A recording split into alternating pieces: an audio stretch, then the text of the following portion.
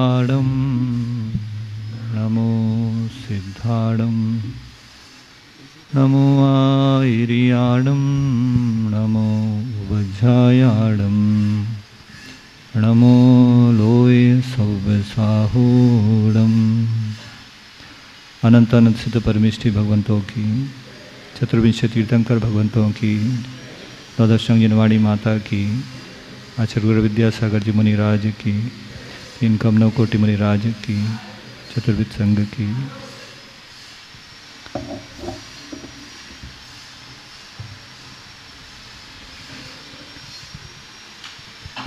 आज का दिवस यहाँ उपस्थित होने का कारण ये नहीं है कि मेरी दीक्षा हुई थी। यहाँ उपस्थित होने का कारण है कि गुरु ने मेरे ऊपर एक उपकार किया था, और ऐसा उपकार जिसको कि भुलाया नहीं जा सकता। वो दिवस मेरे लिए गुरु उपकार दिवस के रूप में मनाने के लिए यहाँ उपस्थित हुआ।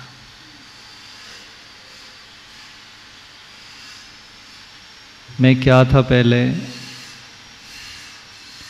और एक क्षण में क्या कर दिया गुरु ने। उनने सिर पर हाथ रखा और लोगों ने जय जयकार करना शुरू कर दिया। ऐसा क्या था उनके हाथ में जो उनने सिर पे रखते ही मुझे किंकर से, पाषाण से एक परमेष्ठी पद में बैठा दिया। मुझे याद है वो दिन 16 अक्टूबर 2014 कार्तिक कृष्ण अष्टमी का दिन था। प्रतिदिन की तरह पड़गाहन करने गुरुजी का खड़े हुए थे, और सबसे लास्ट में खड़े होते थे कि गुरुजी इतनी दूर नहीं जा पाएंगे। जहाँ खड़े होते थे वहाँ चौक पे लिखा रहता था 2.5 किलोमीटर्स। 2.5 किलोमीटर महाराज जी देखते थे, समझ जाते थे कि ये कहाँ ले जाने वाले हैं। तो उम्मीद कम थी कि गुरुजी उतनी दूर जा पाएंगे, स्वास्थ्य की प्रतिकूलता भी रहती थी।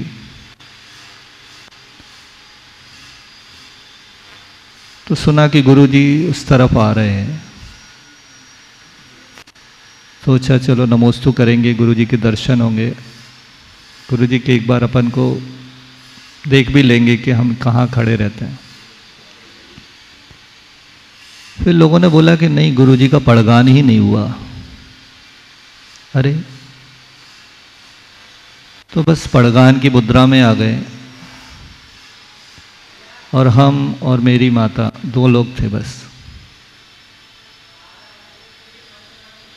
आचार्य श्री को बोला नमोस्तु नमोस्तु अत्र तिष्ठ, और आचार्य श्री बड़े मुस्कुराते हुए आके खड़े हो गए।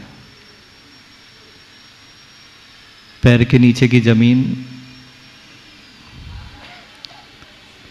ये क्या हुआ, अब क्या करें।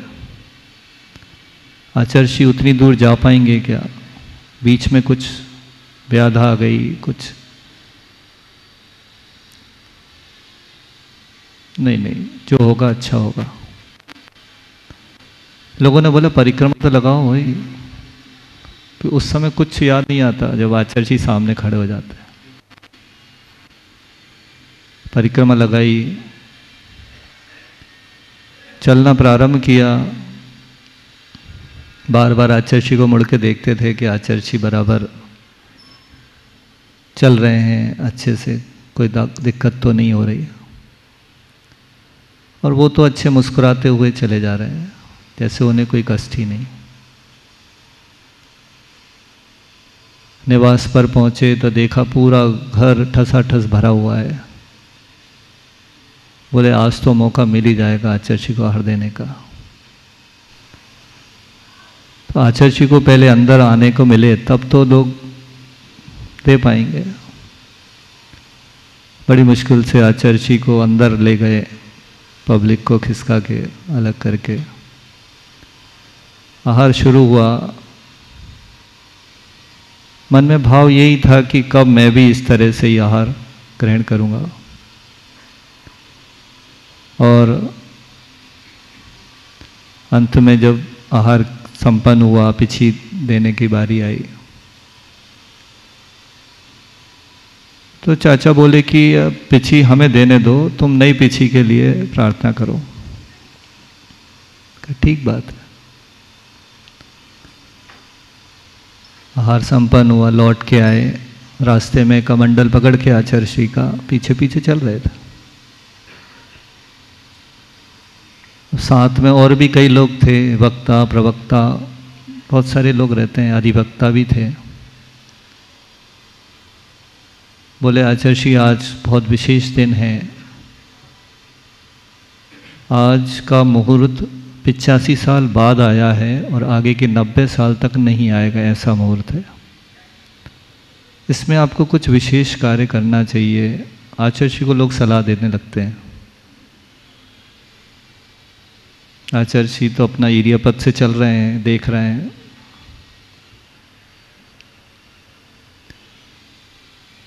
बोले आज 4 मुहूर्तों के एक साथ पढ़ना हो रहा है।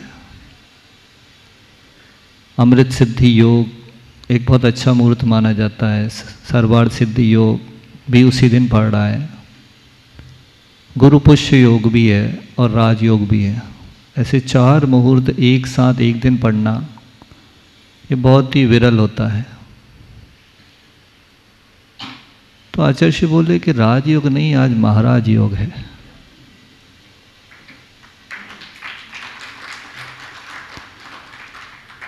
लेकिन आचार्य जी का भाव कोई नहीं समझ पाया कि कैसे महाराज योग है। उनके मन में क्या चल रहा है सिर्फ केवल ही जानते हैं।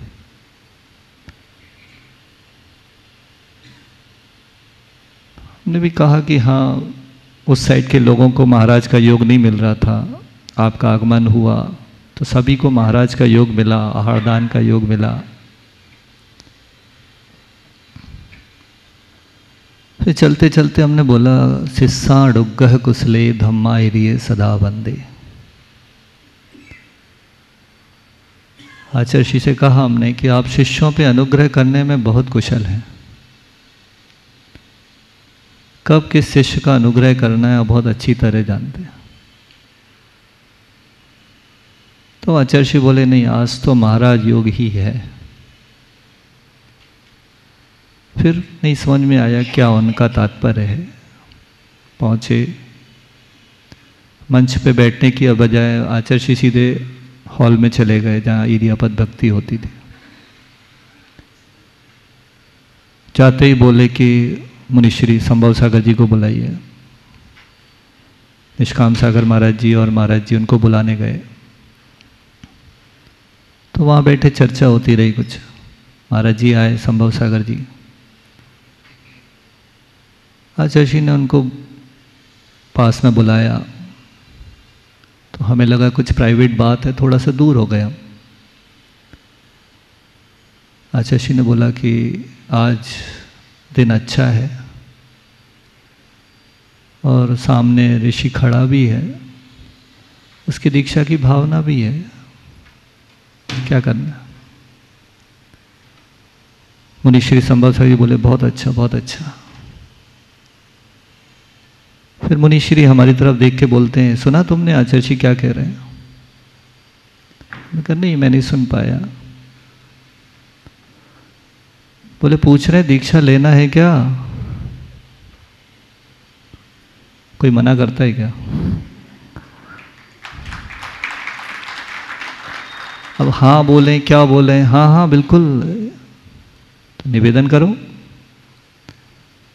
अब यूँ हाथ जोड़ के आचार्य जी के पास आने लगे तो बोले अरे श्रीफल लेके आओ। ऐसे कैसे? अब जेब में कुछ नहीं, धोती दुपट्टा पहने, अपन कहाँ से श्रीफल लाए? इतने में लोग जो गेट पे खड़े थे, हमारा श्रीफल दे दो, हमारा श्रीफल। कई लोगों ने श्रीफल बढ़ा दिया अपने। एक श्रीफल हाथ में लिया, आचार्य के पास पहुँचे, निवेदन किया आचार्य नैर्गंध दिगंबरी दीक्षा के लिए प्रदान कर कृतवात करें। आचार्य प्रसन्न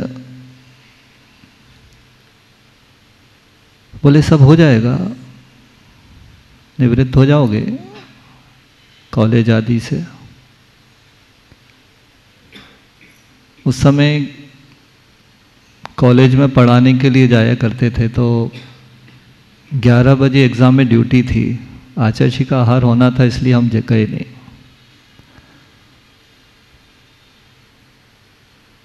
तो आचार्य ने पूछा कि कोई दिक्कत तो नहीं है? नहीं, कुछ नहीं। बोले ठीक है, फिर 2 बजे तक फ्री होके आ जाओ। पिताजी बैठे थे, आचार्य ने उनकी तरफ देखा और पूछा, क्यों दीक्षा दे दें इसको?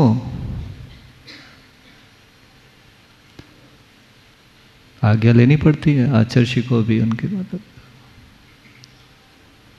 तो उनका जो जवाब था वो लाजवाब था। लेकिन हमें ये डर था कि कहीं उनने मना कर दिया तो मेरा क्या होगा। एक बार ऐसा हो चुका था पहले, उनने कहा एमटेक की डिजर्टेशन नहीं कर रहा है ये, इसलिए अभी इसको व्रत मत दो। तो आचार्य ने उस समय बोला था अमरकंटक में कि नहीं ये कर लेगा, अभी व्रत तो ले लेने दो इसको। तो जब पापा से पूछा कि दीक्षा दे दें इसको, तो उन्होंने कहा आचार्य पहले मेरा नंबर है, बाद में मेरे बेटे का। और आचार्य को ये जवाब हमेशा याद रहता है। 3 बार उनने इस चीज़ को रिपीट भी किया क्लास में।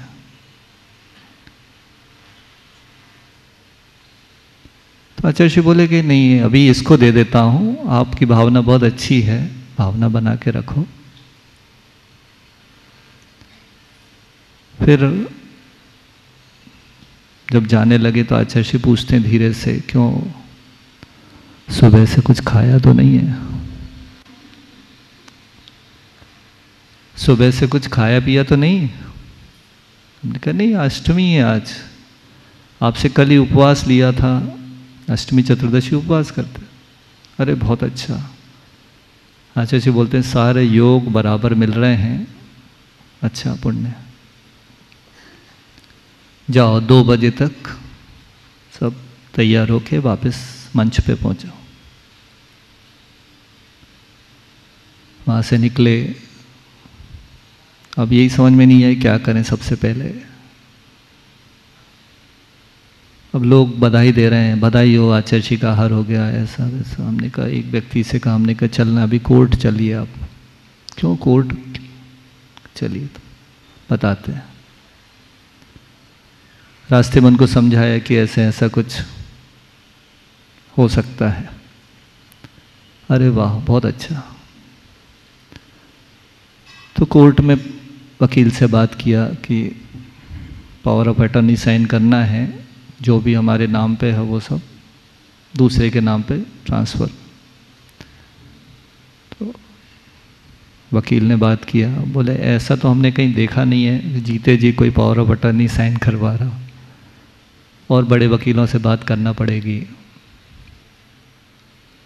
तो 4-5 बड़े वकीलों ने मिलकर मीटिंग करके फिर तय किया कि ठीक है, आपके नाम पे कोई चल संपत्ति या अचल संपत्ति क्या क्या है?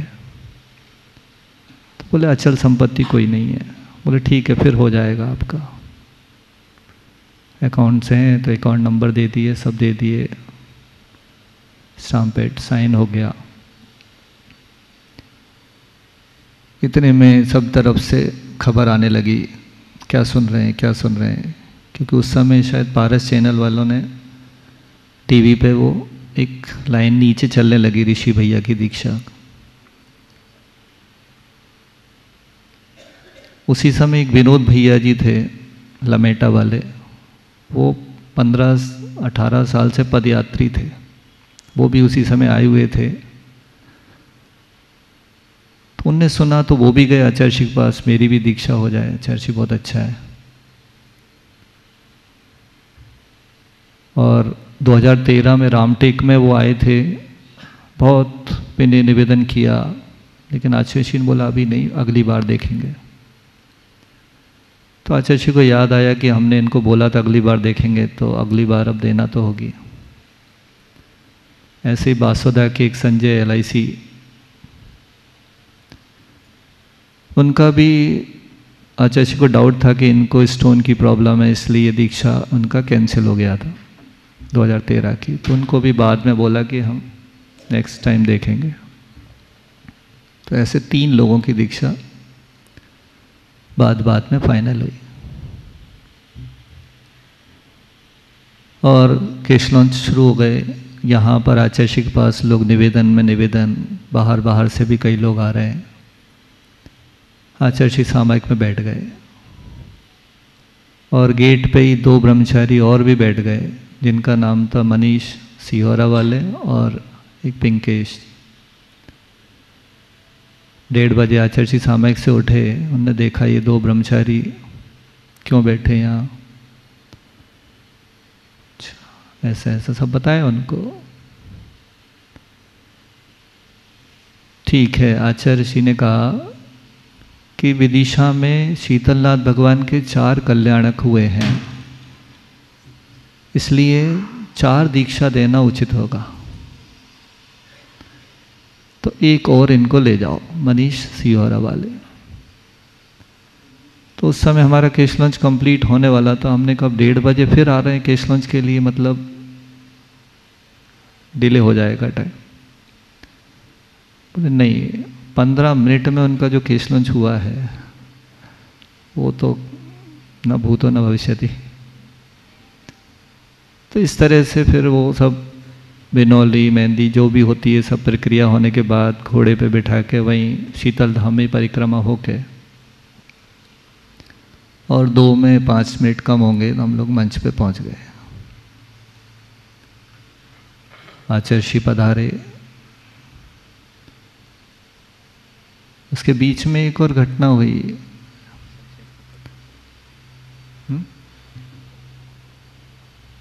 कॉलेज के डायरेक्टर आए हैं, ऐसी खबर आई।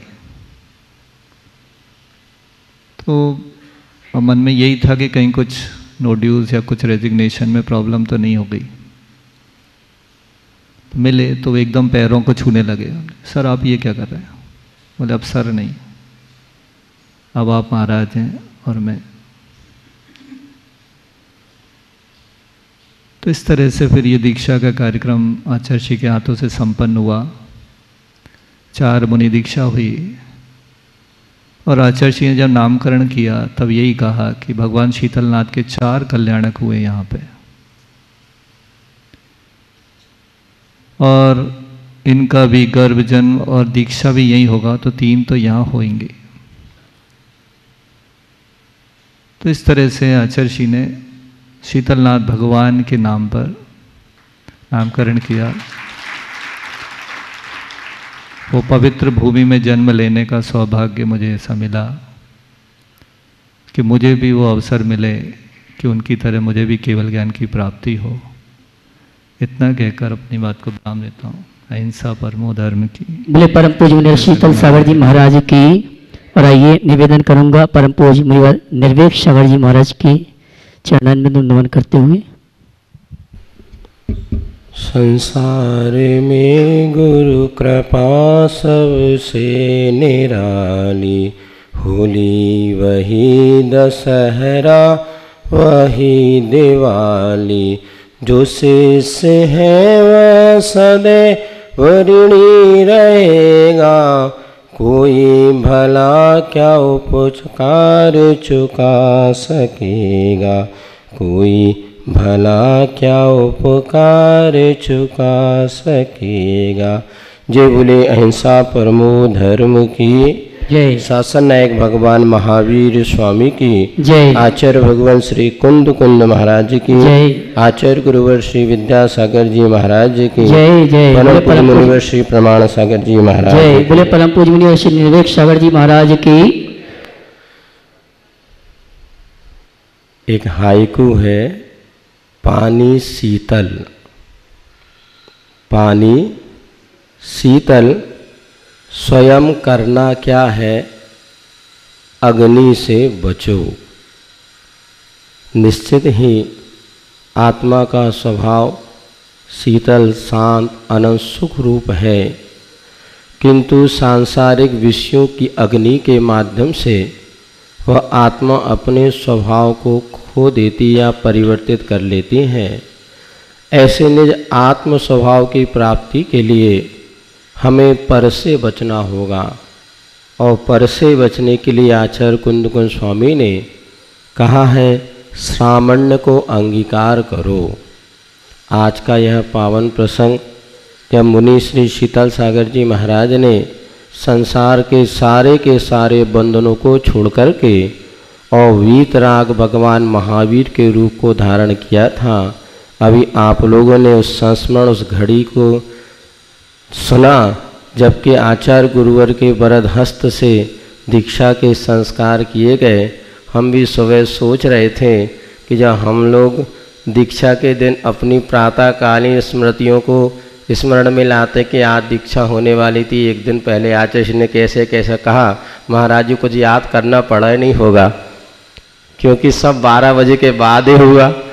पहले से कोई प्री प्लानिंग था नहीं, फिर भी गुरु महाराज की एक बड़ी कृपा है, आज हम सब लोगों के लिए उन्होंने संयम का मार्ग प्रदर्शित किया है।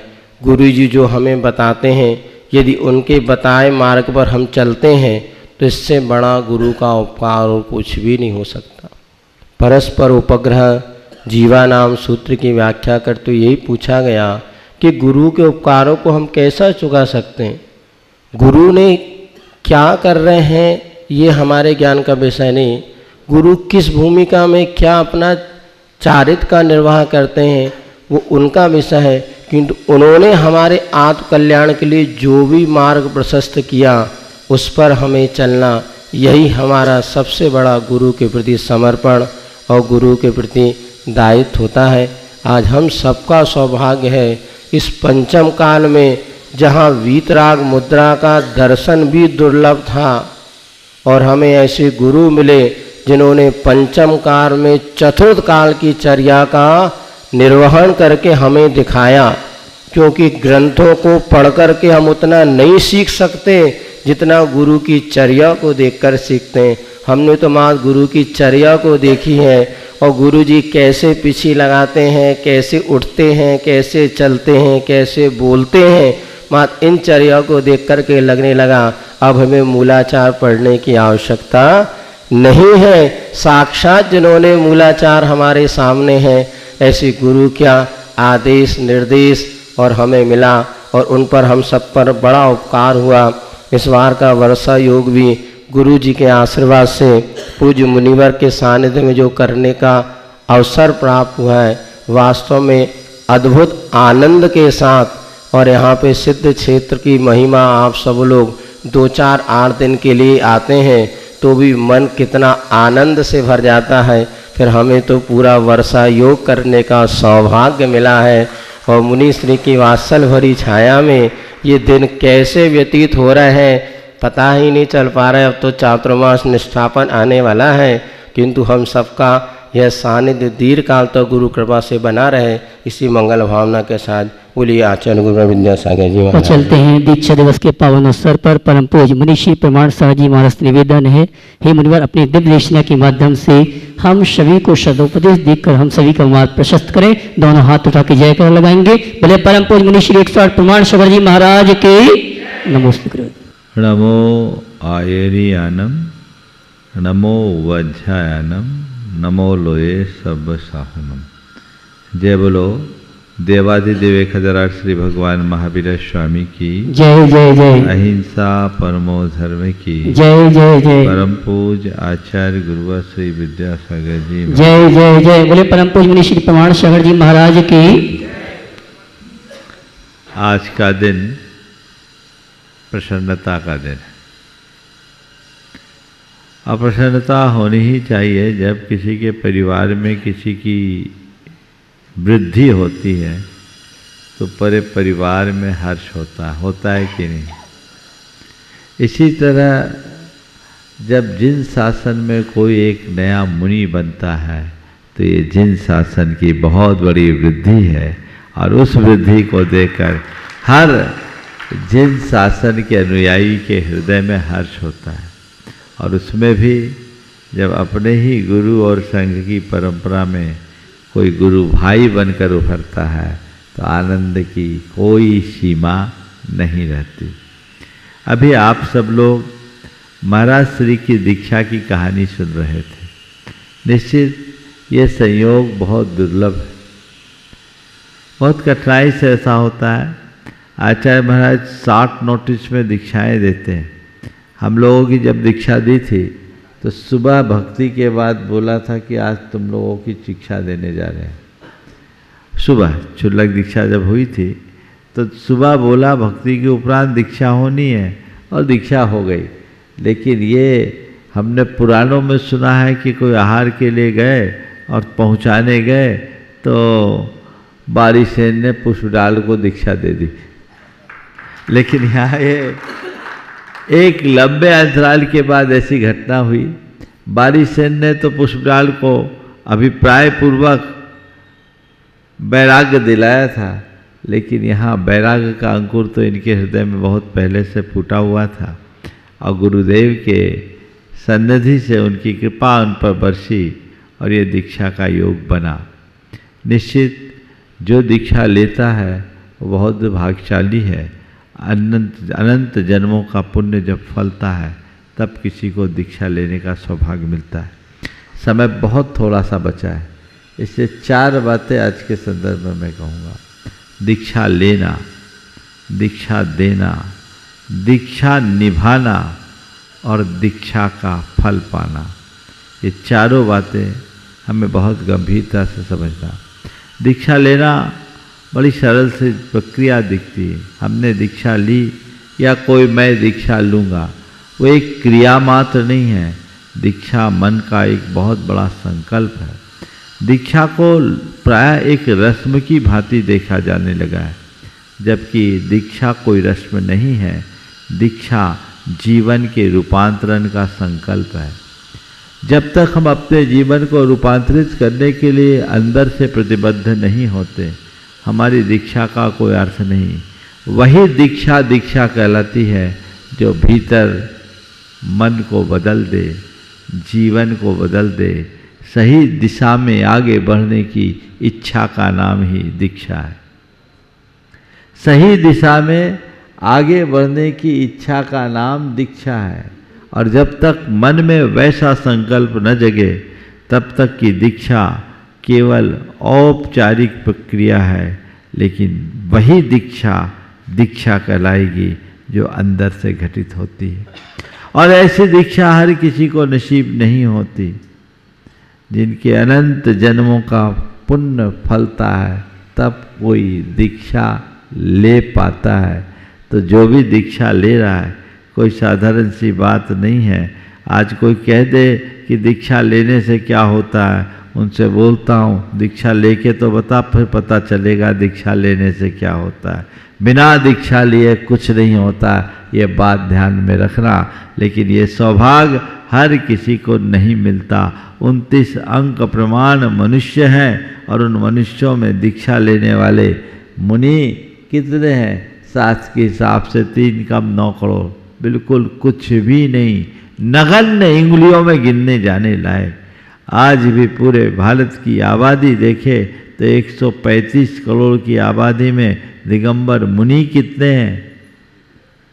700-800 होंगे, 1000 भी नहीं है। 1000 मुनि हो गए? 1000 मुनि है? 1000 नहीं होंगे।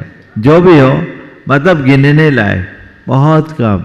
तो दीक्षा लेना बहुत दुर्लभ है और दीक्षा देना आचार्यों का काम है। योग्य पात्र को ही दीक्षा दी जाती है। जिस किसी को दीक्षा दी नहीं जाती और जिस किसी से दीक्षा ली नहीं जाती, आजकल लेने और देने की प्रक्रिया कुछ इस तरह से होने लगी है जिससे दीक्षा का भी अवमूल्यन होने लगा है। ये हमारे लिए बहुत गंभीर चिंतन का विषय है। दीक्षा देना है, किसको देना और किसको नहीं देना, पात्रा पात्र का विचार जरूर होना चाहिए और इस पात्रता में मुख्य रूप से सामने वाले का वैराग्य और शारीरिक मानसिक स्थिरता, ये दोनों चीज़ें प्रत्येक दीक्षार्थी के हृदय में दिखना चाहिए। वो किस भाव से दीक्षा ले रहा है, केवल बाहरी चमक दमक या ग्लैमर से प्रेरित होकर दीक्षा ले रहा है या अपने जीवन को वैराग्य से भर करके दीक्षा ले रहा है।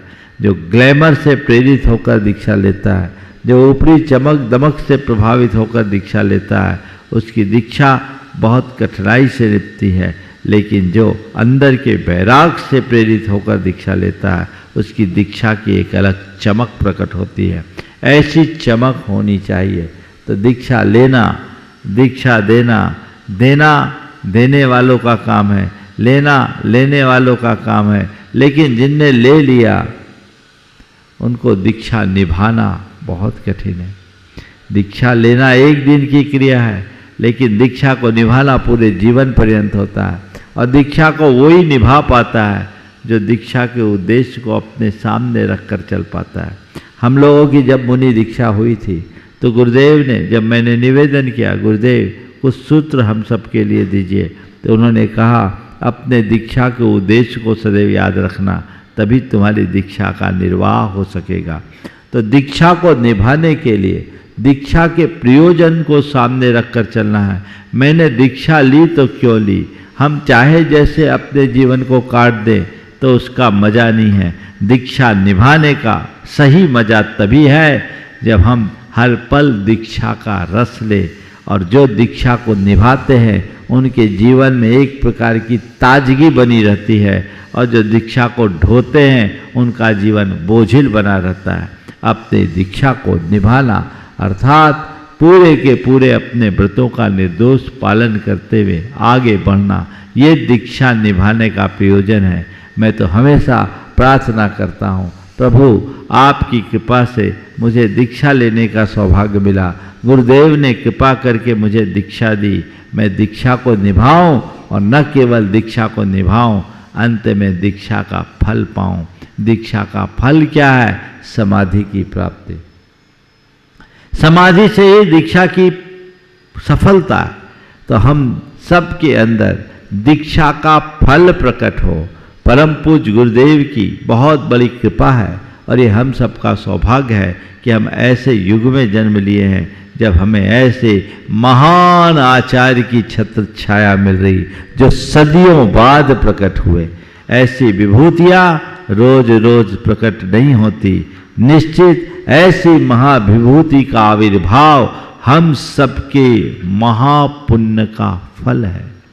उनकी छत्र छाया मिली, और हमें तो छत्र छाया ही नहीं, उनकी शरण मिली, उनका अनुग्रह मिला, ताकि उन्होंने हमें इस योग्य बनाया, चाहे हमारी हो, चाहे महाराज की हो, चाहे महाराज की हो। उनके कर कमलों से दीक्षित संपूर्ण संघ के लिए मैं ये कहता हूँ कि अपने आप को गौरवान्वित महसूस करो, भाग्यशाली महसूस करो, और ये मान करके चलो कि हमें कल्प वृक्ष के नीचे आने का सौभाग्य मिला है। तो इस कल्प वृक्ष के नीचे आकर अपने जीवन को केवल कृत्य कर लेना है। क्षुद्र बातों में उलझने की जगह जीवन के चरम और परम लक्ष्य को प्राप्त करना है, तो हम अपने जीवन को सार्थक कर पाएंगे।